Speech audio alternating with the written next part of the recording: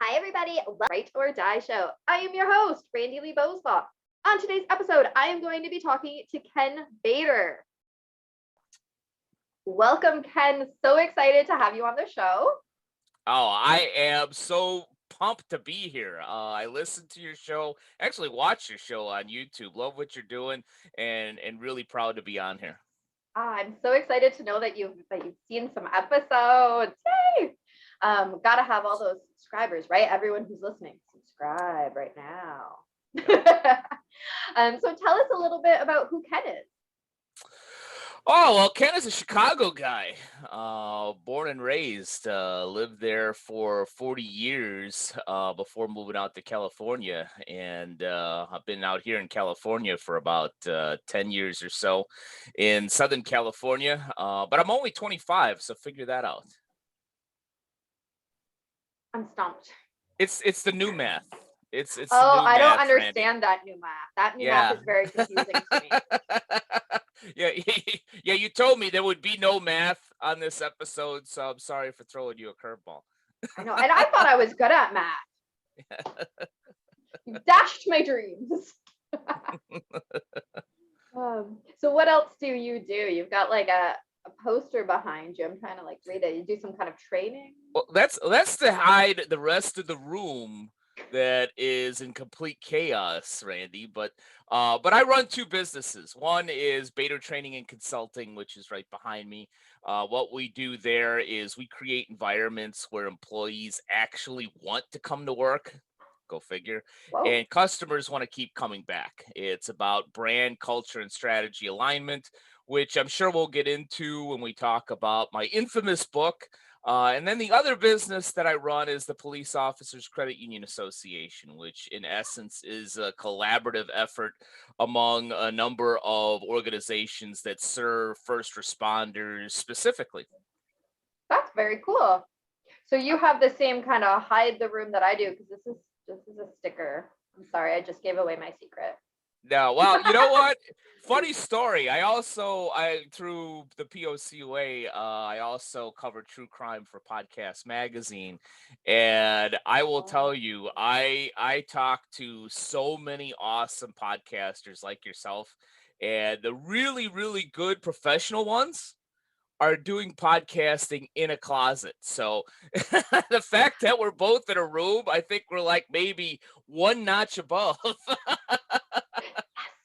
Well, it's funny that you say that. My house is over 100 years old, and Mhm. I don't really have too many closets, so I wouldn't even be able to do that. I'm right there with you, Randy. Our house is, I want to say, 98 years old. And we literally have one closet. If I took down this piece, you would see it. Yep.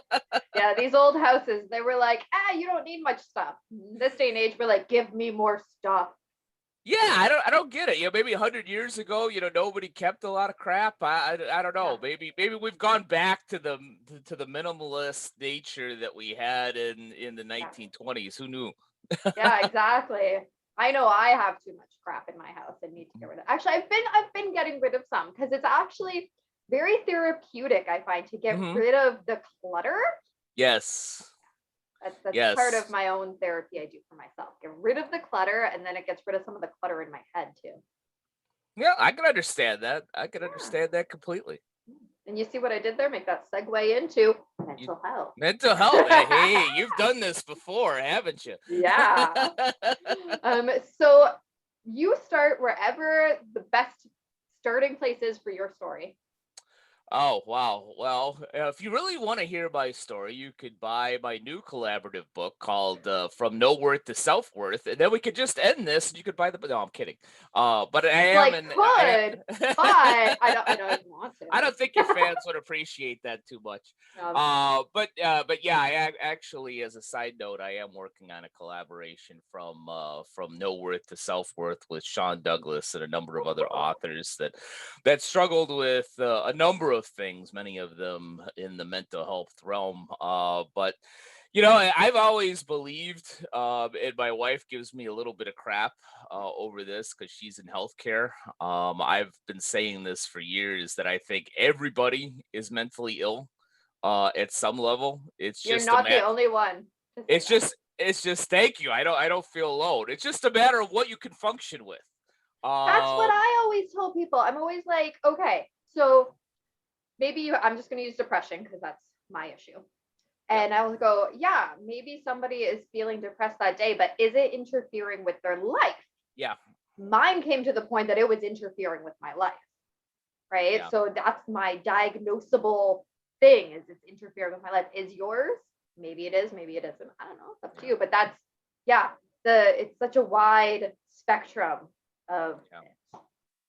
Yeah, it's interesting because my wife, when she very nicely corrects me, will say that that is the real definition of being diagnosed with the mental illness of once it keeps you from functioning in your home.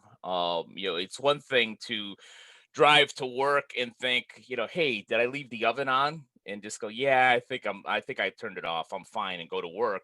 It's a whole nother thing to be like 3 blocks on your way to work and say, did I leave the oven on? And then go back and check it and see, yeah. okay, yeah, it's definitely off. And then begin driving to work again. It's like, did I turn it off all the way? And then go back. That, Yeah. is her explanation to me about mental illness. That's a But great way to explain it, though. yeah, Smart lady. she should be on your damn show, actually. She's 10 times smarter than I am. But has she written a book? She has not. She Well, probably as soon as should. she does, she can come on. Well, I'll tell you what, maybe I'll write a new book. I'll have her write one page. We'll call it a Perfect. collaboration, and then she can come on.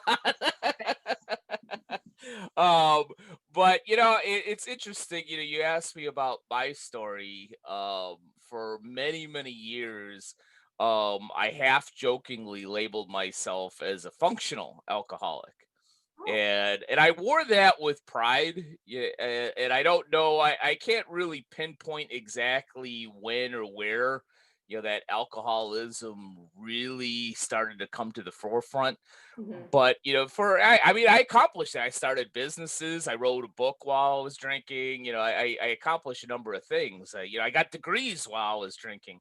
But at some point in that joke of calling myself a functional alcoholic, that functional part of my personal definition, really fell off to where it was just alcoholic. And yeah, sometimes it was just little things like, being frustrated and overwhelmed with what was going on with business and saying, it's about 12:30, I need to get out of the office and walk or get some sun or do something. So I'm going to go get a sandwich and bring my laptop and work while I'm eating, which I did in essence, but that sandwich with the laptop usually turned into 3, maybe 4 vodka sodas in the afternoon. Mm. And yeah, at some point, and maybe some of your audience will connect with this. At some point, somewhere in the second vodka soda, the laptop was more of a prop to make it look like I was actually working at the bar Yeah. than Yeah. and an excuse to have another drink because you talk to the bartender, you talk to people around you. Yep. And then that was the little things, but waking up in a hotel room in a pool of blood, that was fun. And not knowing how I got back to my hotel room. And also waking up in an Wait, alley, hold on. that's a fun one. Okay, hold on. Why was there a pool of blood? Well, apparently, I made it. I made it back in some kind of drunken stupor to my hotel room. I don't know how. Okay. But apparently, what I could surmise happened, because I think my nose was broken right up here, was Oh, that I had passed out in the bathroom. And in this particular hotel, there's a very large jacuzzi tub, okay. and it had a porcelain edge that was square, not rounded. So I have a feeling that I did a face plant right And onto that tub and hit my head right here on the bridge of my nose, because all that blood was coming out of my nose when I woke up. So that was fun. I That needed was, to know that. yeah. So it became, there were probably a number of, not probably, I know there were a number of incidents like that. And it eventually came to my mind that, you know what, this really isn't functional. No, no. So what did you, how long, how many years was it? Well, I drank for about 30 years. I've been sober for about 15, 16 months now. Oh, I good. would I would say that, yeah, there of those 30 years, there was probably, yeah, as we say at AA, and you may have heard on your show, with any fellow alcoholics, one of the common phrases for many people is with alcohol is that, first it was fun, and then later on it became fun with some problems, and then Okay. eventually it just became problems. And I would say for the first, in my 20s, drinking was fun. Yeah. Well, and you think about the 20s, you think that's kind of the thing that they do? Maybe I don't know. I can't, really explain it, but it was a time where I was able to drink until 2 in the morning, and then, find a couple hours of sleep, drink some Gatorade, and then function. But, somewhere around, my 30s, when, I would drink a whole bottle of wine at like 9 p.m. by myself in the dark, listening to music, finishing that wine and thinking, I really need to open up another bottle. So, I think somewhere where the function started to stop began somewhere in my 30s, if I had to pinpoint it. Okay. And how long have you and your wife been together? I'm just being Uh, nosy. I am on my second marriage, and so fortunately, I picked somebody a lot more aligned with who I am the second time. That's good. First time, good person. Just we were absolutely not right for each other. But we will be celebrating our 10-year anniversary this January. So Yay. and I plan on, God willing, making it 20, 30, maybe even 40 year anniversary at some point. Who knows? Yeah. Yay. Well, that's a nice long time. I love it. Yeah, thank you. Yeah, we're 9 years next month.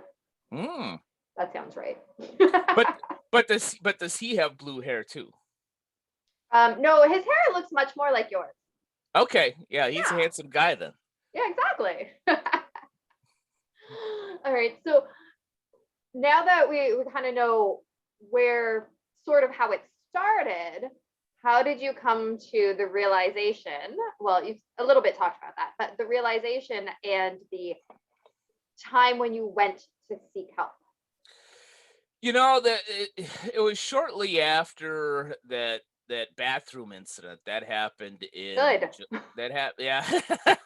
Yeah, you would think that, you would wake up, in a pool of blood, and then that would be your bottom, and that would, knock your head upside the wall, somewhat, pun intended there, and give you a realization that, hey, maybe this isn't working. But what a lot of us alcoholics will do is we'll shrug it off. I was proud of myself that I was able to, for the most part, lie and hide exactly what had Mm. happened, which, was stupid. But I had another one of those similar incidents in February of 2020.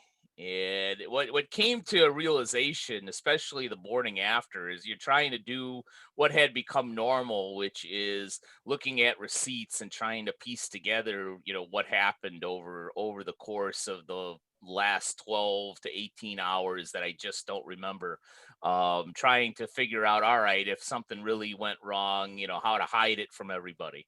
Mhm. And it also, too, just the normal routine or the abnormal routine that became normal, which was, Yeah. all right, aspirin, water, Gatorade, coffee, shower, how do I get myself right today? The And hangover routine. yeah, and yeah, it's a funny story. And this was on the last day that I ever drank, and then decided that, this is just isn't functional. And I literally told myself in my head, I don't have control over myself anymore. I kept Mhm. telling myself I could stop anytime, I could curb it anytime. And Mhm. that my plan wasn't to get stinking drunk that particular weekend, but I did. Okay. And so it was a realization of I just do not have control over this. I don't have the power to control this. I need some help. Yeah. And that's when the realization came. But funny story is, in this day, the worst day of my life, kind of realizing how bad things really, really are and letting that sink in. I was going out with a big dinner with some very, very old friends, and tried to get some sleep in a nap. Couldn't sleep because my life was in shambles. And I was getting ready for this particular dinner. And as you can see, I've got a unique hairstyle.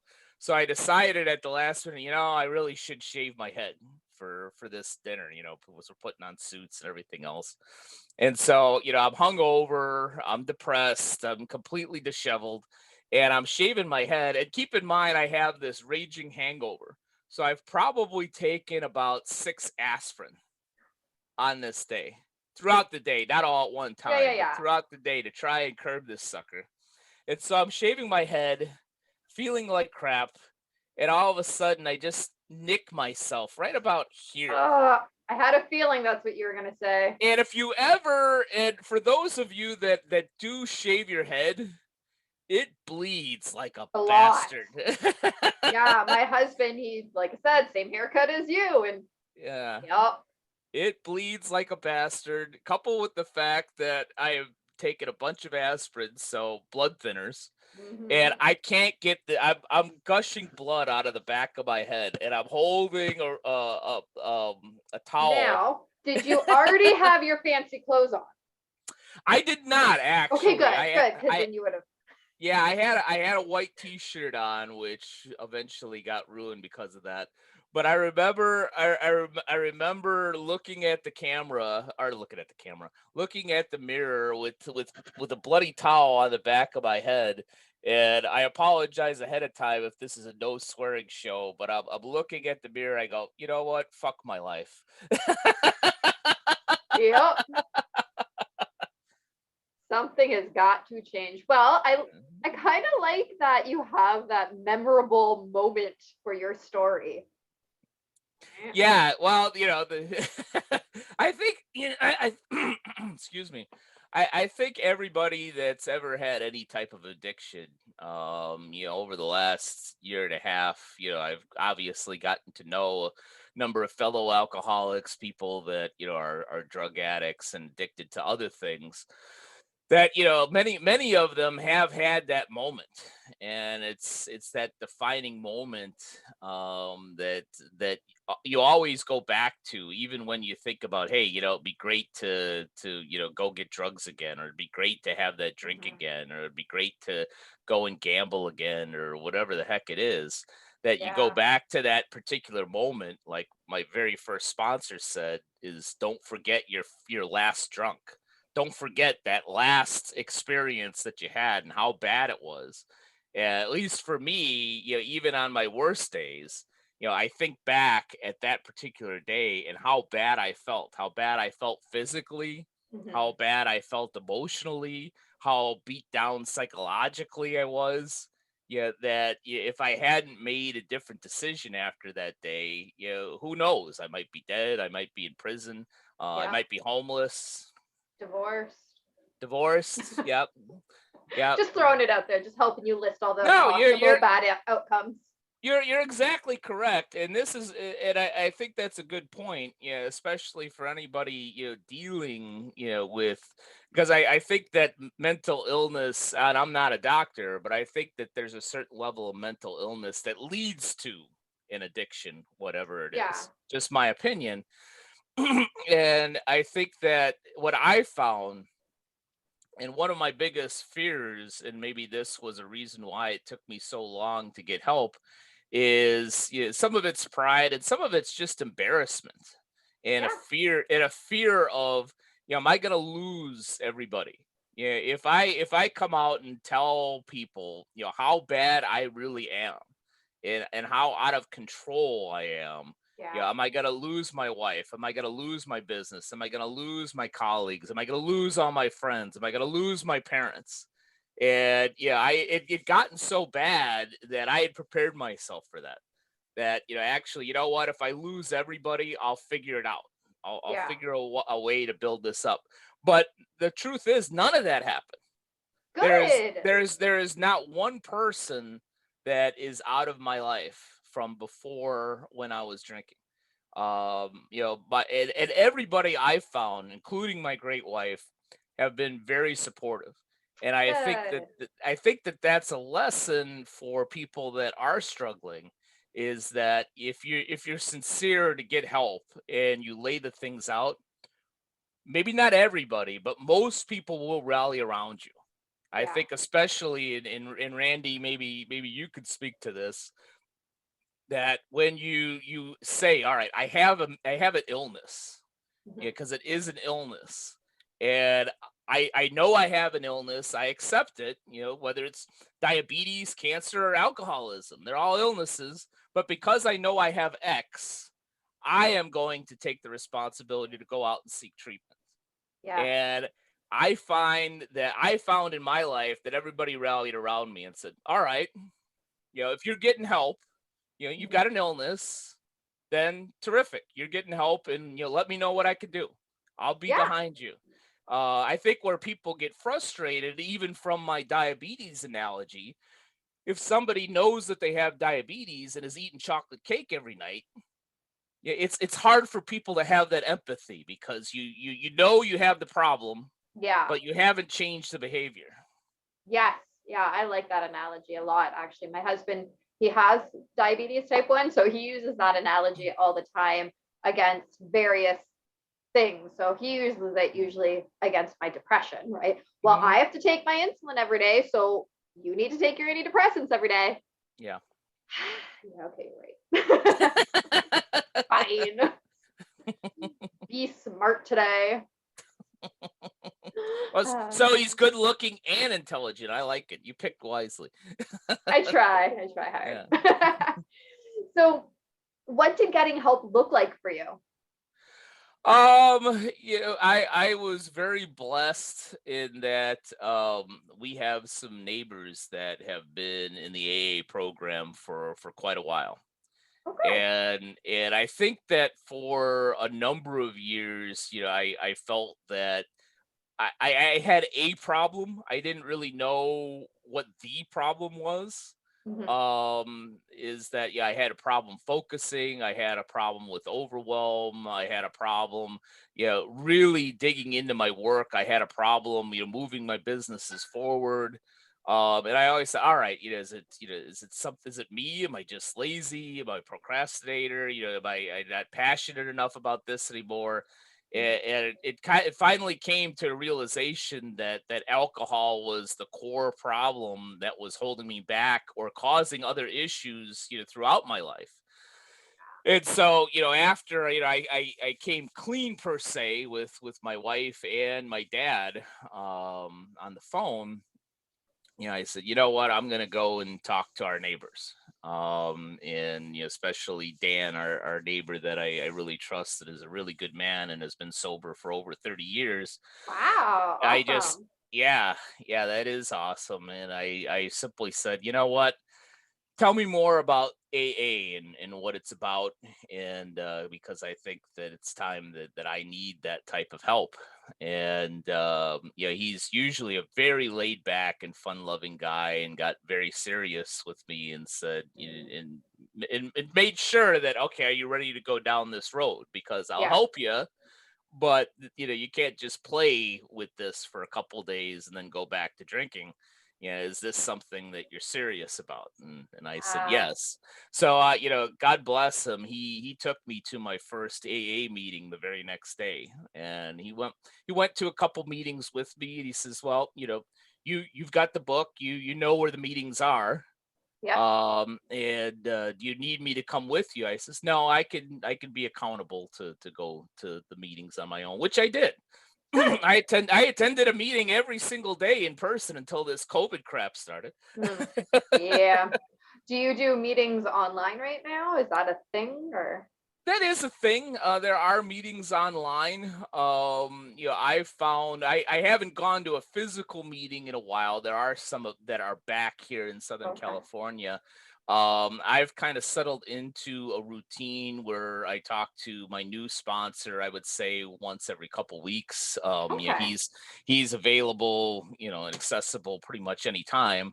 And just about every morning, I have a routine where I do a little bit of meditation. I do a little bit of exercise. I do a little bit of reading out of the Alcoholics Anonymous book, or as we call it, the Big Book. Mhm. And I start my day with that, with that little routine, Okay. and that helps. Not saying that meetings wouldn't be wise for me to reincorporate into my life, but I think it comes down to with what's working for you.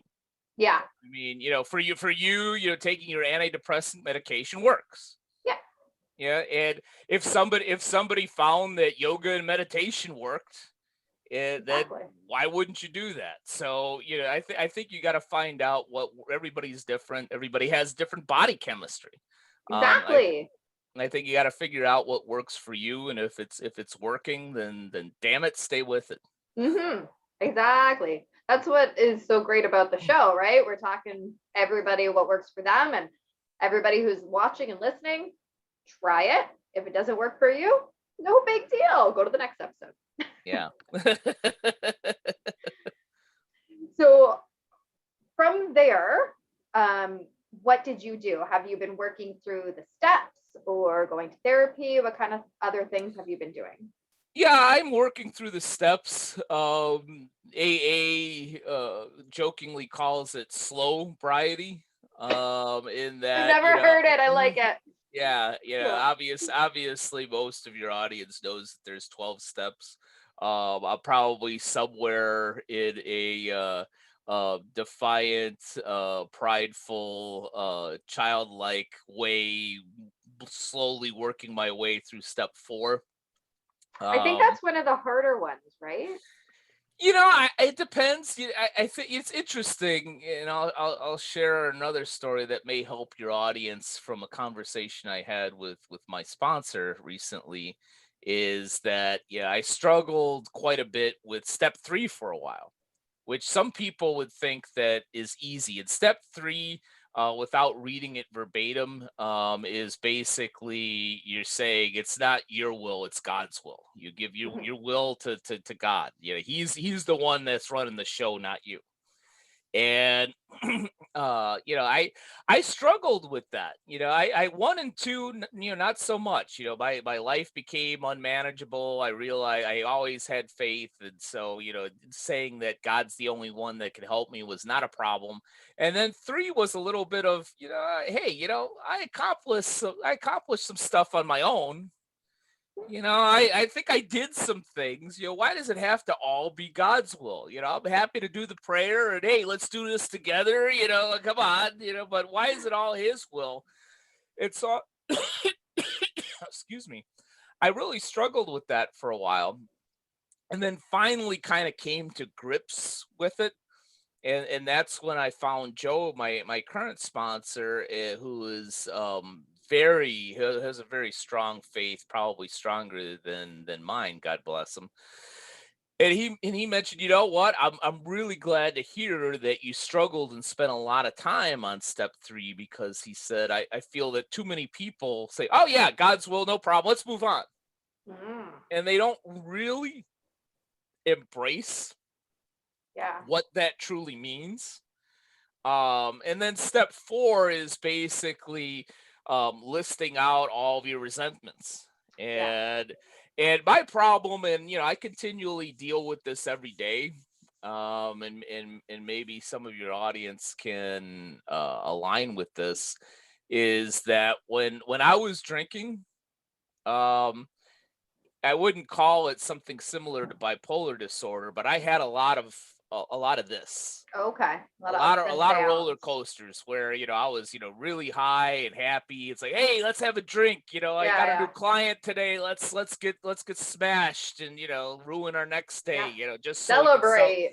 Yeah, and then low, it's like, oh, my business isn't going the way that I want. I got all these things to do and I'm not making the money that I want to make.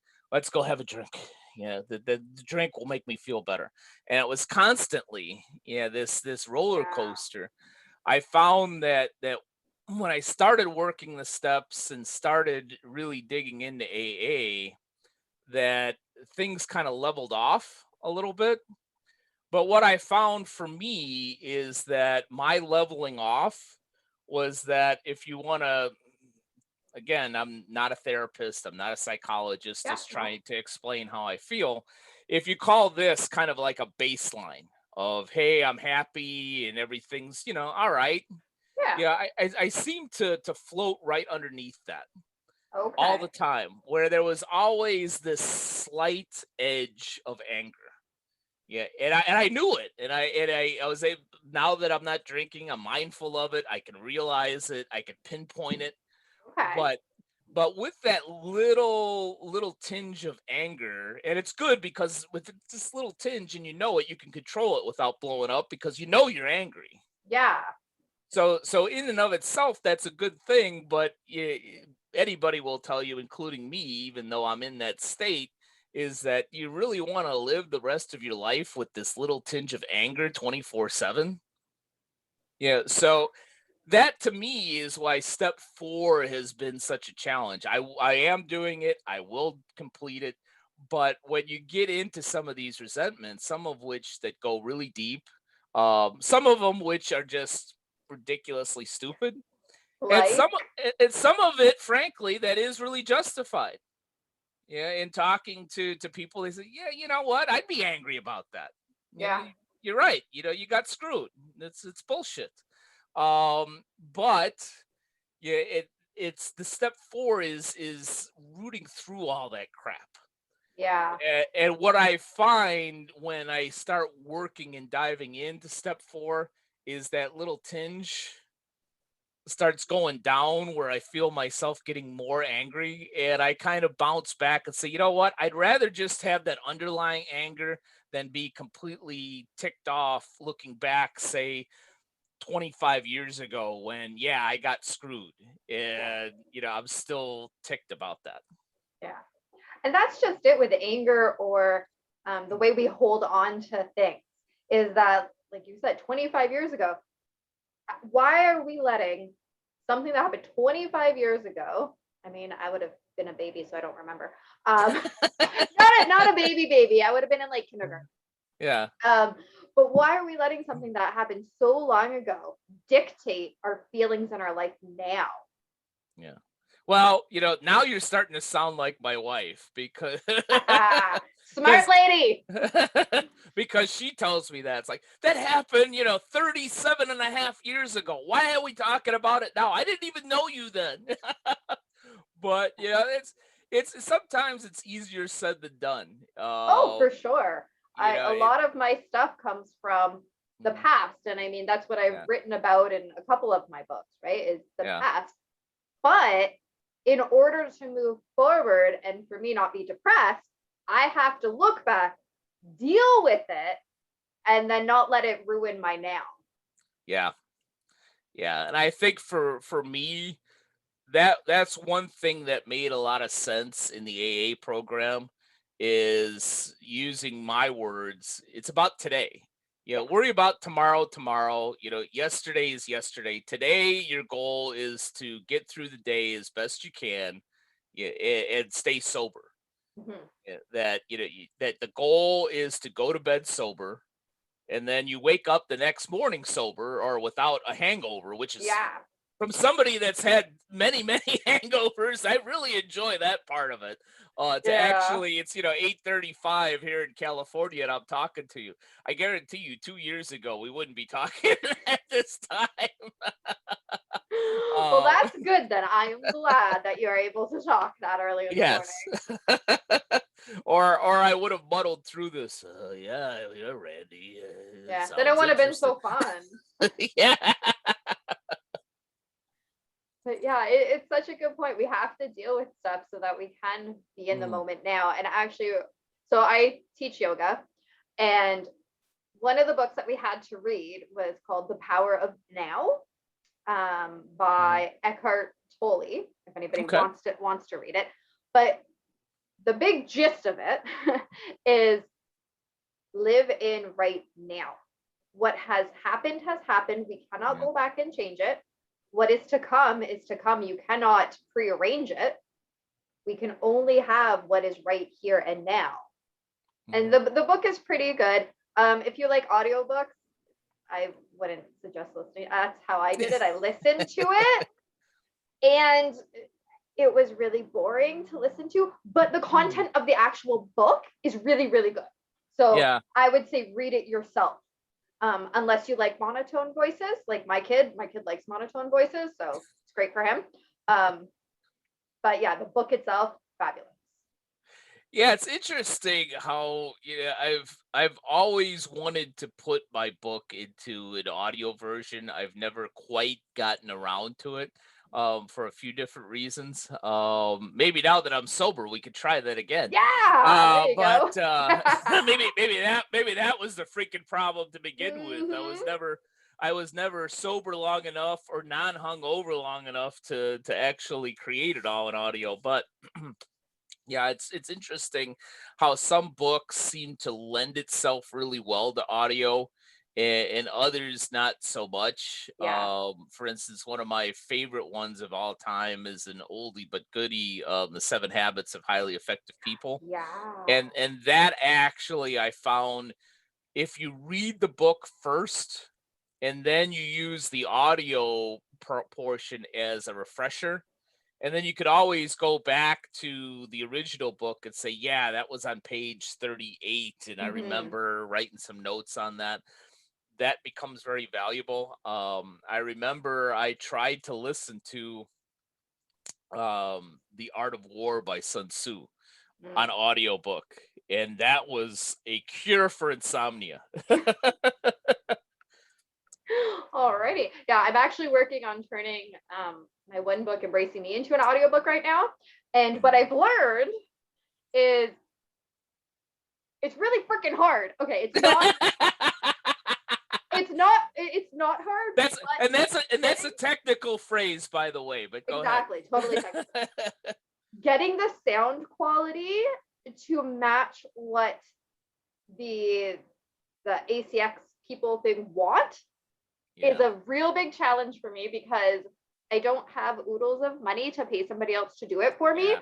So I'm trying really, really hard to do it myself.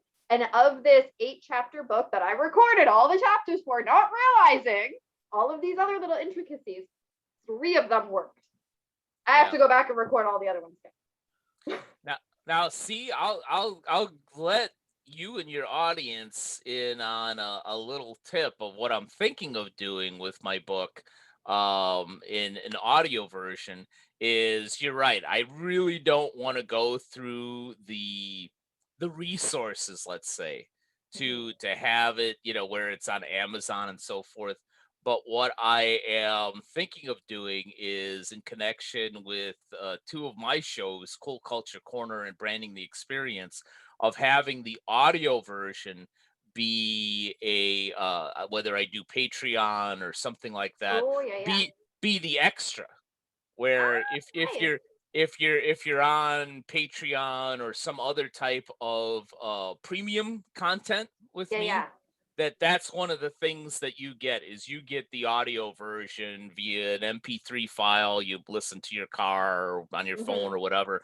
So that's my workaround idea of, instead of having it be Oh, yeah it's pissing me off. So let yeah. me tell you, it is pissing me off. I can tell you need another antidepressant. I can wait. I might. I don't know. Actually, that reminds me. I need to call my doctor and get the prescription refilled. Yeah. I keep every day this week. I'm forgetting, so I take mine at night. So then I Mm. look at the bottle. I go, "Oh shit, I got a call." Come the morning time, you think I remember? No, of course not. Yeah. Anyways, back on topic. So, what are the best coping skills that you've learned work for you? And I know you've shared a bunch already, like your morning routine and stuff. Is there anything that you haven't mentioned yet that works really well? Um, you know, I think it's just a mindfulness. Yeah, I think that you for me, I realize the triggers. And one of my triggers is a bit of a depression. I have a tendency to go to a really dark place. Been there. Um, but so I realize it, when it's happening. And I choose to do something else. If it's a dark place issue, Mhm. generally what I will do is do some type of exercise. Okay. I'll either walk and get out in the sun. I mean, I'm blessed to live in Long Beach, California, about a mile Yes, from the ocean, I'm so jealous. too bad. I know. Hmm. So I either do that, or I just I used to be a member of a gym back when we used to have these things called Wait, gym. Yeah, Jim? I yeah. don't know that one. It was this invention where human beings could go to a place and Oh, have access to high-end equipment, but oh. apparently with droplets and sweat, it had an opportunity to spread COVID. But actually my gym's opening up again. But anyhow, so I could grab some exercise bands and do some resistance training. And that, from the dark place, that kind of helps me. It kind of snaps me out of it because it's something physical. I don't have to put much thought into it other than how am I doing my exercise properly. Mhm. And as any mental health person would probably tell you, or doctor, it's you get endorphins, and Yes. it helps and so forth. But yeah, I would say that probably my number one trigger always was overwhelm, in that, oh, I got this to do, I got that to do, I got Mhm. so many things that I need to accomplish, thinking past even the day. And that Not always, staying in now. yes, that was probably, if I had to look back on it, if there was one specific trigger that made me want to go down to the local bar at 1:30 p.m. and start drinking, and make it look like I'm actually on a laptop where I'm really just there to drink. It was the overwhelm. It was, I don't know the next thing to do, so therefore I'm not going to do anything. I'm just going to go have a Yeah. drink. So what I do now is kind of a routine in my head, which is, one, hey, you know what? If you weren't this busy, that means you wouldn't be moving forward with your businesses. So Yeah. so freaking be happy that you actually do have all these things to do. And Perspective. and then I tell myself, all right, it's an acronym called WIN. What's important now? Let's focus on one thing that I could do today, right now, that I can work on, that's going to make a difference. Whether it's just to get it off my plate, to get some work done for a client, whatever the hell it is. What's that most important thing? What's important now? And generally, when I ask myself that question, I get a pretty damn good answer. I like that. I'm gonna steal that because I like it. And I think everybody listening, they can also steal it. We're giving it to you, so it's not really stealing, but it's fun to say I'm stealing Yeah, I didn't create it. I learned it from somebody else years ago. So it's not stealing, it's just sharing. But when I ask myself that question, I would say 9 times out of 10, I get the proper answer. it. And while it's usually some objective to focus on from a business standpoint, Good. I will say that sometimes it isn't. Sometimes it's, Okay. what, I need to get some exercise. I need Yeah. I need to get away from this. And sometimes, as they teach you in the AA program, sometimes it's, what, do something for somebody else. Mm. Sometimes it's, let's just drop all this crap because it'll be here tomorrow. Yeah. And you know what? I'm gonna go to the store and I'm gonna buy some things to actually make my wife dinner. for a change. But Ooh. she's the great chef. She's the great cook. She makes everything awesome. But she's got a real job. Yeah, other than and I'm not. I shouldn't even say that. I'm not saying that being a chef isn't a real job. It's a very hard job. But being a great cook is not her trade. It's just something that she does very well. Yeah. So I sometimes I think, you know what, she needs a break. I'm gonna Yeah. go. Yeah, there's only a few things that I can make, but they're decent. So I'm gonna go to the store. I'm gonna grab this, that, and I'll surprise her with some dinner. So That's what's awesome. what's important now? Asking that question, usually gives you the right answer to get back on track. I love it. So where can people get a hold of your book? Couple places. One, you could just simply go to my website, which is www.btcinc.net, and you'll actually see books right on there, and you'll see the books that I've written, especially the main one, which is the formula for business success equals B plus C plus S. So you could go there and link right to Amazon, or you can go, for all of you Amazon Prime folks out there, you can go directly to Amazon and you could type in my last name, Bator, Bator. They should all come up, or the formula for business success equals B plus C plus S. I know that's a long title, I but know. yeah, I know. As a branding guy, one of the things I screwed up, it's probably way too long of a title. But if you can get past that bad title, there's a lot of good stuff in there. So you can go to Amazon and put in my name, Kenneth Bator, and my books will come up there too. Wonderful. And where can people find you and follow you?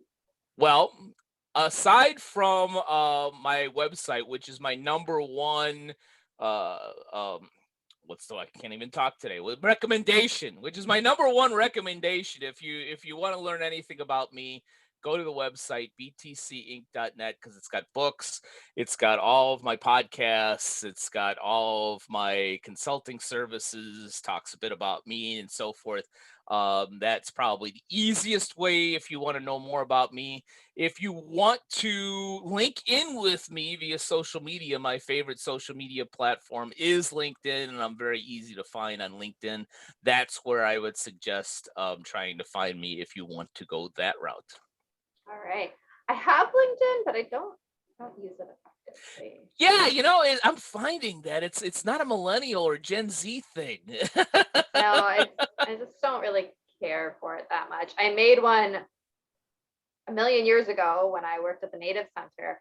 But I just don't like it.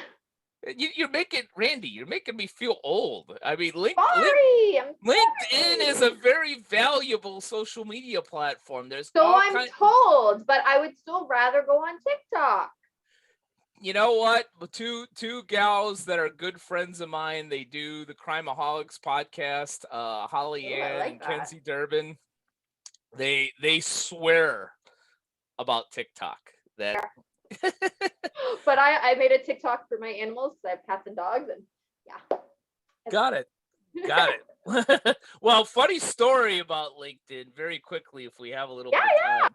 I talked Holly Ann and Kenzie Durbin into going on LinkedIn as their podcast was growing and they were getting a lot more popularity.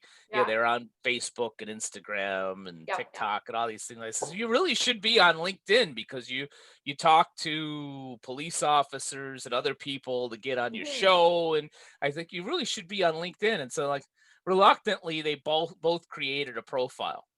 And now, especially Kenzie comes back to me. It's like, you told me to get on LinkedIn, and I'm getting hit on all the time. Yeah, I get a lot of spam on LinkedIn. Yeah. Like, it's kind of ridiculous.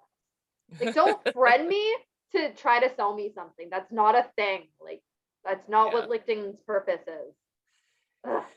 Yeah, unfortunately, you do have some of that. That's why I'm rather selective as to who I connect with. Although if you connect with me via, hey, I saw you on Ride or Die, yeah, I will definitely take your connection. But yes, there are a lot of If nothing against insurance salespeople or financial planners, if you're trying to link in with me and that's your title, and I look and I see we have very few, if any, friends in common, you're Yeah. probably not gonna get a connection with me. Yep. Yeah. So I will have Ken's links down in the description below, so you can very easily follow him. Gotta show our guests some love. And thank you so very much for being on the show. Oh, it was my pleasure. I had so much fun with you, Randy. It was so much fun. I had way too many laughs with him, even though it's such a serious topic that we need to always talk about and have some type of understanding for it.